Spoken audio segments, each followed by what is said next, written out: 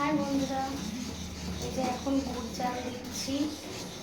কি হবে জানো, এই গুড়টা চাল দিচ্ছি, এখন হবে তিলের নাড়ু। এই যে তিলটাকে ভেজে রেখে দিয়েছি। তোমরা ভাবছো তো যে আমি এখন কেন তিলের নাড়ু বানাচ্ছি। দুদিন আগে নারকেলের নাড়ু বানিয়েছি। আসলে কিছুদিন আগে জন্মাষ্টমী গেছে, জন্মাষ্টমীতে একটু বেশি করে সব কিছু আনা ছিল, তাই জিনিসগুলো আবার নষ্ট হবে, তার জন্যই ভাবলাম যে একটু করে দেখলাম। আর তিলের নাড়ু খেতে তো সবাই ভালোবাসে।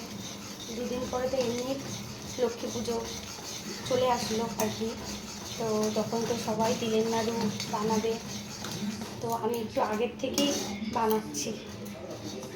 এটা পুজোর জন্য না, মানে নিজেরা খাবো বলে তাই বানাচ্ছি। জি,